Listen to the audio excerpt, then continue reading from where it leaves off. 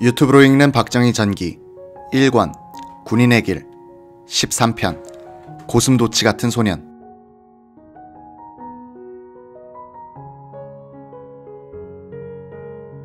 박정희는 5학년 때 기숙사 북류 2층 6실에 배치됐다. 실장은 5학년의 우등생인 이정찬, 박정희가 부실장, 그리고 후배들이 10명이었다. 방바닥은 다다미, 방 가운데 앉은뱅이 책상들이 붙여놓아 자습하도록 하였다. 방 입구에는 숯을 쓰는 화로가 있었고 벽을 따라서 벽장이 있어 사물을 보관하였다. 학생들은 머리를 책상, 다리를 벽장 아래로 뻗고 잤다. 밤마다 빈대와의 전쟁이 벌어지던 이 방에서 박정희와 함께 1년을 보낸 사람들 가운데 3년 후배인 7기생 2사람이 생존해 있다. 최영복, 강은구. 2사람은 박정희를 말이 적고 늘 골똘한 생각에 빠져있던 당찬 선배로 기억하고 있었다. 기숙사에서는 가부시키라는 풍습이 있었다. 저녁에 공부를 하다가 배가 출출해지면 한 사람이 10전씩 출자하여 돈을 모은다. 그리고는 한 사람을 뽑아 기숙사 바깥으로 원정을 보내 과자를 사오게 하는 것이었다. 박정희는 기숙사비도 제때에 못 내고 있을 때여서 가부식기에 낄 수 없었다. 강훈구의 기억에 따르면 박정희는 가부식기 이야기가 나오면 혼자서 슬그머니 나갔다가 일이 끝난 뒤에 들어오곤 했다는 것이다. 보기가 안쓰러워 후배들은 박정희가 있을 때는 가부식기 이야기를 꺼내지 않게 됐다. 강훈구는 박정희가 하도 말이 없어 한때는 어디 병이 있는 것 아닌가 하는 생각까지 했다. 박정희의 특징이 있었다. 아침에 일어나 칫솔질을 하는데 가루치분을 쓰던 그 시절, 박정희는 벽에 걸린 거울을 보면서 칫솔질을 매우 오래 하는 것이었다.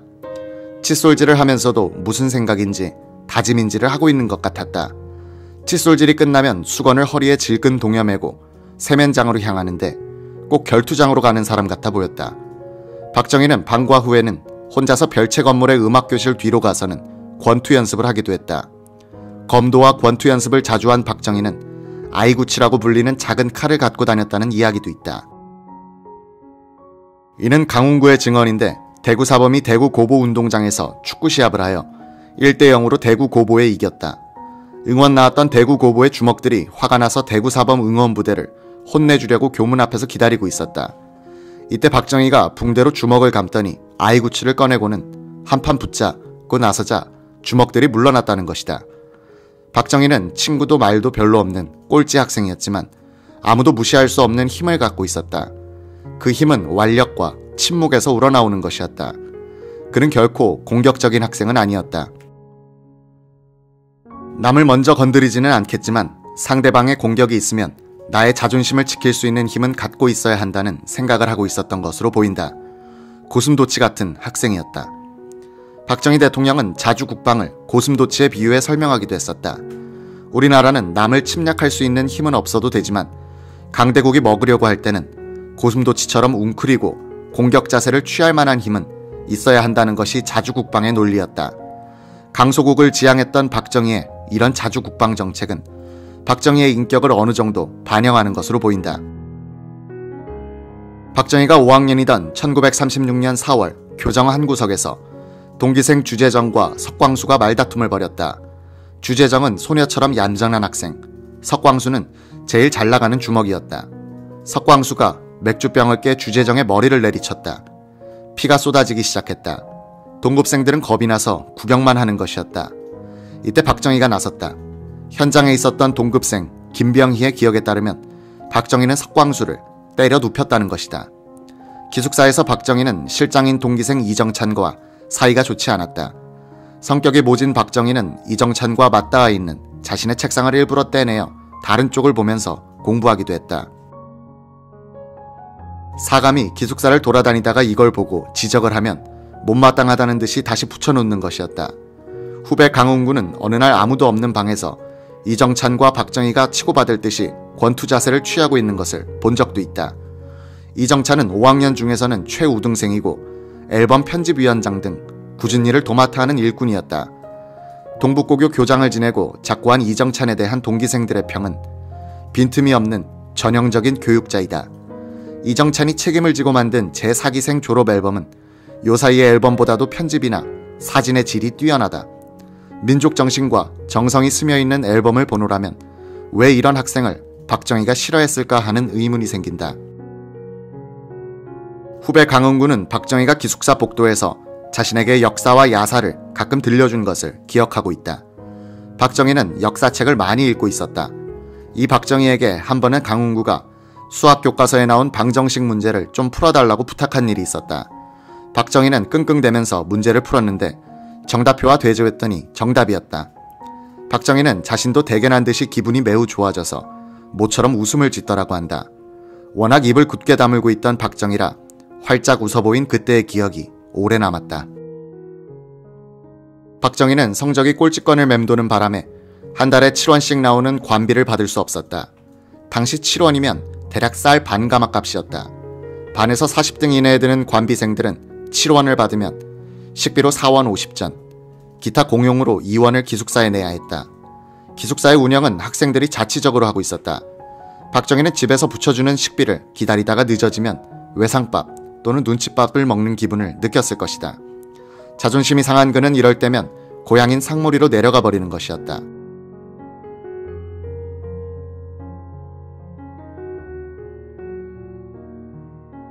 박정희의 조카인 박재석은 월사금은 없고 돈까지 준다는 대구 사범에 다니는 삼촌이 시도 때도 없이 돈을 구하러 내려와서는 며칠씩 놀다가 가는 것을 이해할 수 없었다.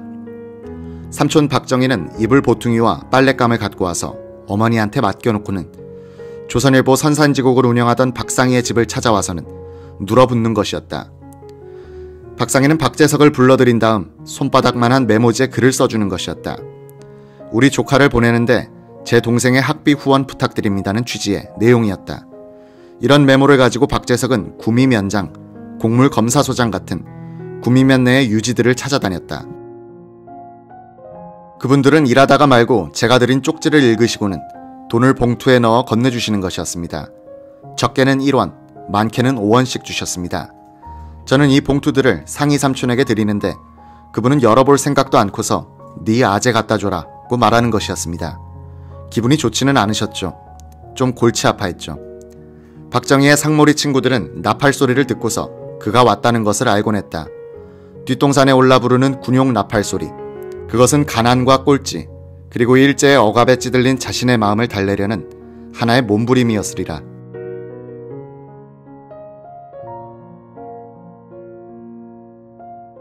대통령 박정희는 시도 쓰고 서예에도 능했으며 그림도 잘 그렸다. 운동은 거의 만능이었고 노래를 작사 작곡했다. 책을 손에서 떼지 않았다. 그는 균형 감각을 가진 교양인이었다.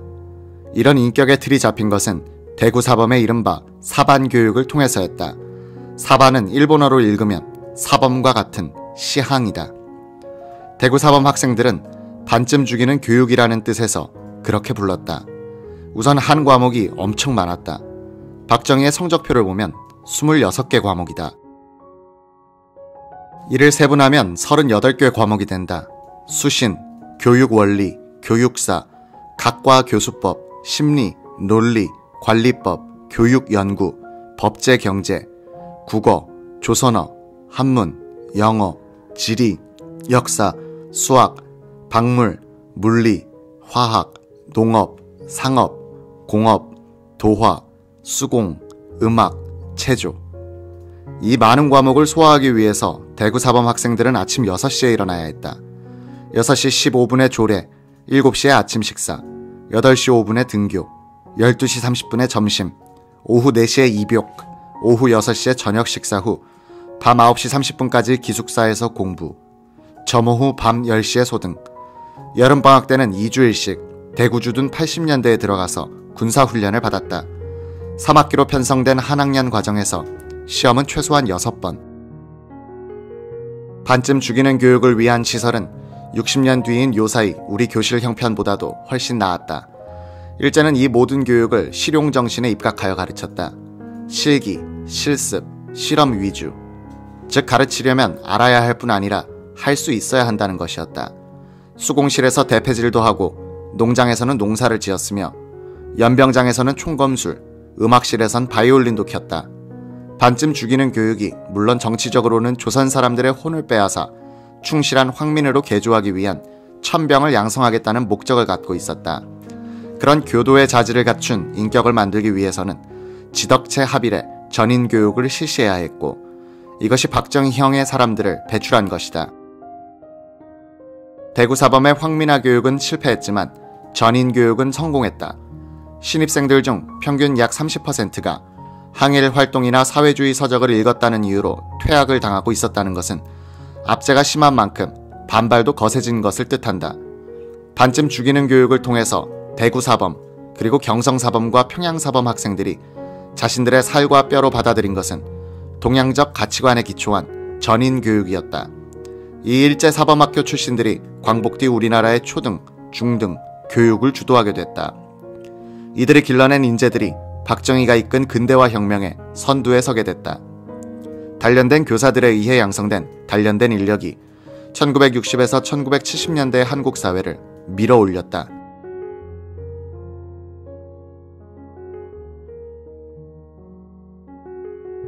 기자는 박정희가 이 5년을 어떻게 보냈는지를 짐작하게 하는 좋은 자료를 얻을 수 있었다.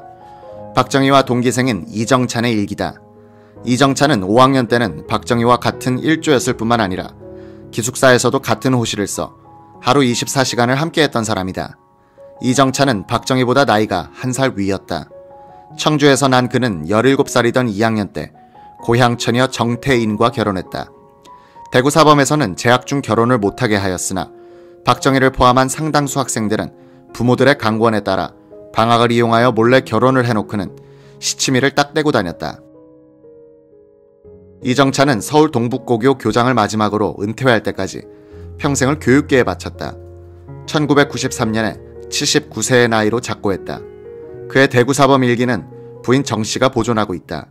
그의 일기에 나온 이정찬의 체험 중 상당 부분은 박정희의 체험이기도 하다. 기자는 그의 일기 중에서 동기생이자 기숙사 한방 친구인 박정희에 대한 언급이 나오는가 싶어서 다 읽어보았다. 딱 한 번 박정희가 등장했다. 1936년 11월 10일 오늘 아침은 4시에 일어났다. 그래서 청소 용구를 준비해서 대구 신사에 모여 참배 후 경내 미화 작업을 하고 돌아왔다. 방과 후에 또 작업을 하고 해가 서산에 기울어져서 해산했다. 박군이 돌아오지 않아 엽서를 띄웠다. 북녀 6실의 동거생인 박정희가 기숙사비를 마련하기 위해서 고향에 내려간 뒤 돌아오지 않고 있는데 2학기 기말고사 일정이 발표되어 연락을 취했다는 뜻이다.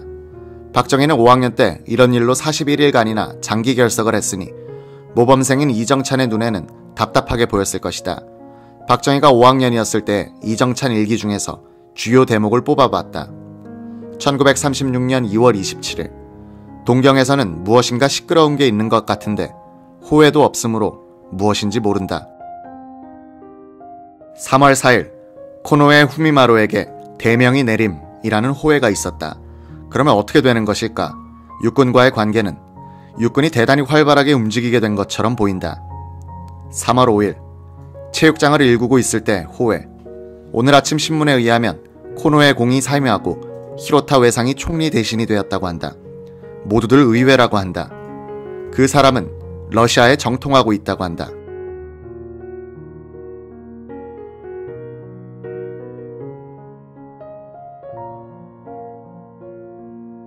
(3월 9일) 분열식 연습 이후 아리카와 중자가 봉천전에 대하여 강화를 했다.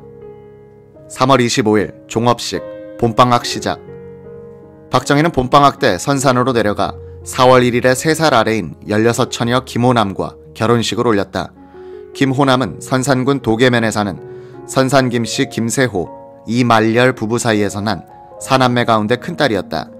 김씨의 외가가 상몰이 아랫동네에서 살았는데 박성빈에게 김호남을 중매했던 것이다. 김호남은 초등학교 과정을 가르치던 2년제 간이학교를 졸업한 키가 훤칠하고 잘생긴 처녀였다. 박성빈이 막내 정희의 결혼 이야기를 꺼냈을 때 장남 동희와 상희는 반대했다.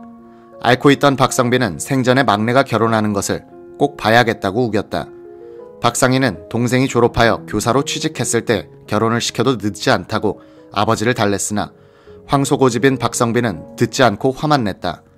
일방적으로 혼인 날짜까지 받아버렸다. 박정희는 펄펄 뛰었다. 혼인 날짜는 다가오는데 박정희가 집에 오지 않을까 걱정이 되기 시작했다. 박상희가 대구로 올라가서 박정희를 달랬다. 상희 형에게 잡혀오다시피 하여 내려온 박정희는 친구들과 만난 자리에서 결혼식 날에 달아날 국리까지 했다. 5학년 신학기가 시작되는 날 내키지 않은 결혼식을 올린 박정희는 아내를 상무리 오막사리에 데려다 놓고는 달아나다시피 대구로 올라왔다. 다시 이정찬의 일기. 4월 1일 1학기 시작. 5학년 1조 주임 선생은 기시 요네사쿠, 부주임은 고토 이사무 선생. 기시 선생은 정진일로 내성심화를 모토로 하여 마지막 한 해를 명랑하게 장식해보자고 독려. 4월 2일 오늘 밤 방바꿈이 있었다. 다행히도 북쪽 기숙사 6호실 조용한 곳에 배당됐다. 4월 6일 신입생 입학식. 밤에는 신입생을 위한 간단한 환영회를 열었으나 사양하느라고 분위기가 어색했다. 그러나 너희들도 멀지 않아 여우가 될 것이다. 4월 18일 주군의 조난에 대해서 전율을 느낀다. 현장은 보지 못했지만 남산병원에 문병하러 갔다. 석군도 와 있었다. 원인이 어찌됐든 사람 손의 흔적이